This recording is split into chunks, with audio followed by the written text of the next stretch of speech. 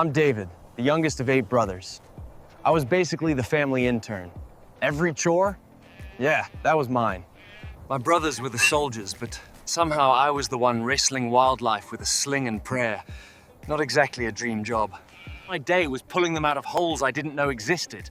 I would mutter, "This is why no one writes bedtime stories about sheep." And when it wasn't boring, it was terrifying. Lions, bears, not plush toys, real ones. Hopping in for a lamb buffet. While my brothers got swords and training, I got sheep. Which sounds peaceful until you realize sheep are fluffy disasters on legs.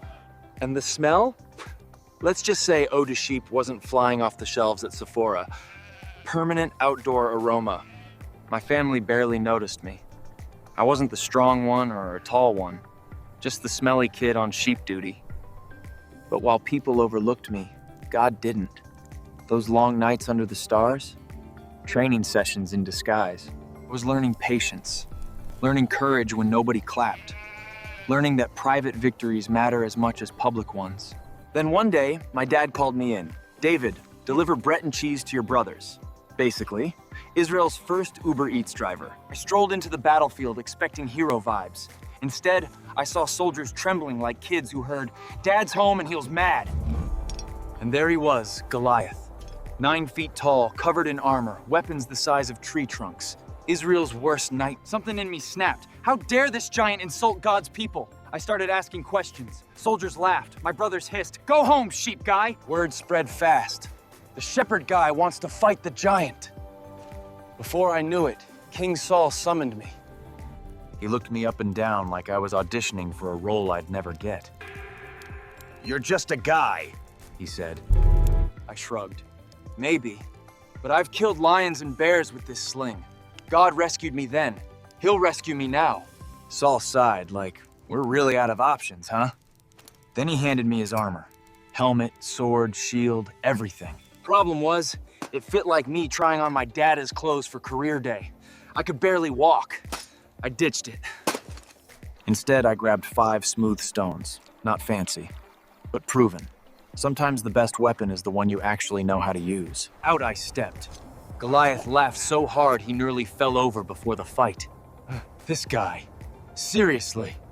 The Philistines roared. Israel held its breath. And me. I tightened my grip. This wasn't my fight, it was God's.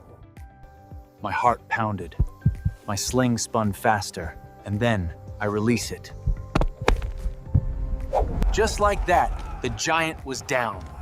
The Philistines panicked like a person who just broke mom's favorite vase. Goliath froze. His grin disappeared. And then, boom! Did that face first in dirt.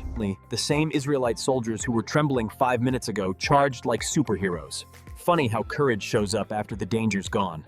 I stood over Goliath. The man everyone feared was now just a guy lying in the dust. I grabbed his massive sword, the one too heavy for me before, and with one swing, the victory was sealed. One day I was invisible, watching sheep. The next, I was trending across Israel. Shepherd boy turned giant slayer, basically an overnight viral sensation. Viral, huh? But here's the thing, it was never about fame. I didn't win because of skill or strength. I won because God was in it. He delivered the giant into my hands. He turned the forgotten shepherd into the unexpected warrior. And that's the real headline. Not David versus Goliath, but God shows up through the unlikely. So yeah, the young shepherd became the giant slayer. But the real star? The God who makes the small unstoppable. That's the lesson. Your platform doesn't matter. When God is with you, the impossible becomes possible.